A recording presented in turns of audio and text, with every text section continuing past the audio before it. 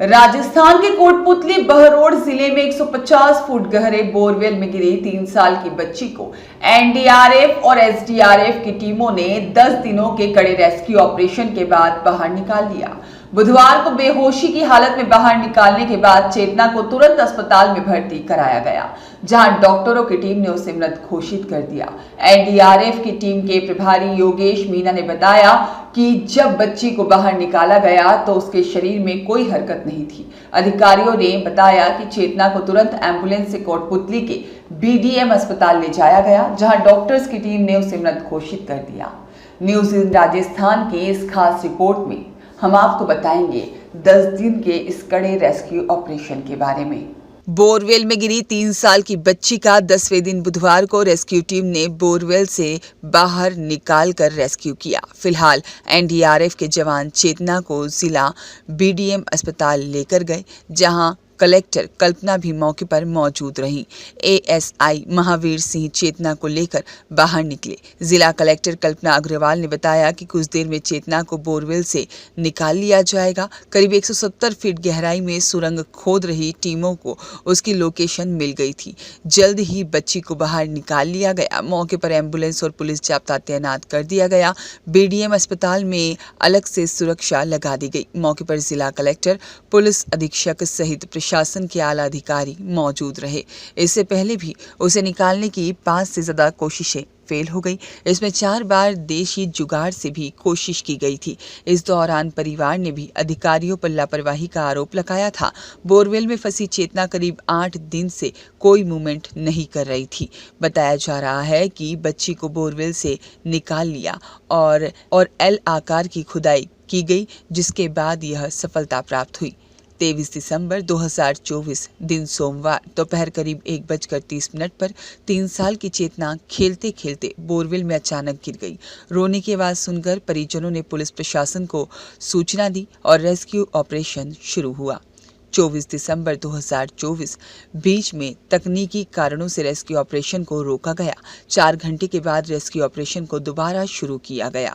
Ring road और umbrella तकनीक की मदद से बच्ची को बचाने का प्रयास किया जा रहा था। इसके लिए गड्ढे में 15 लोहे के छड़ों को डाला गया। 150 फीट गहरे गड्ढे में से 30 फीट ऊपर बच्ची को खींच लिया गया, लेकिन उसके बाद वह फंस गई।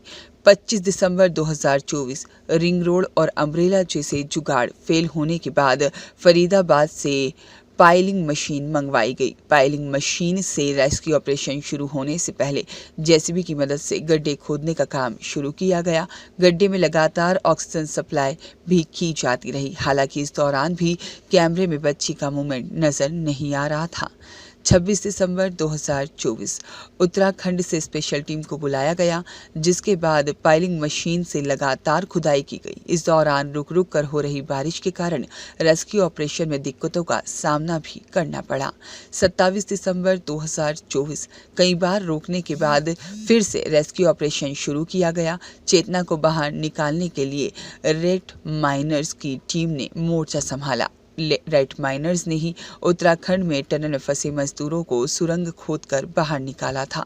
28 दिसंबर 2024 बोरवेल के गड्ढे के बगल में 170 फीट का गड्ढा खोदा गया। खुदाई करके उसमें कैसिंग डालने का काम भी पूरा किया गया। 90 डिग्री पर अंदर की तरफ करीब 10 फीट की सुरंग बनाने के लिए एनडीआरएफ की टीम सुरक्षा उपकरणों के साथ नीचे उतरी। 29 दिसंबर 2024 170 फीट खुदाई कर सुरंग बनाई गई और करीब 2 फीट तक की एल आकार की खुदाई की गई।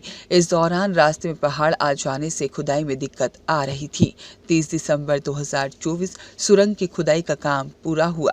टनल से अज्ञात गैस निकलने के कारण सांस लेने में परेशानी आने लगी, जिसके कारण रेस्क्यू टीम बच्ची तक नहीं पहुंच पाई। वहीं 31 दिसंबर 2024 टनल की खुदाई के बाद भी बोरवेल टेस्ट नहीं हो रही थी। इसके बाद 4 फीट की सुरंग और खोदी गई, जिसके बाद बोरवेल को टेस्ट किया गया।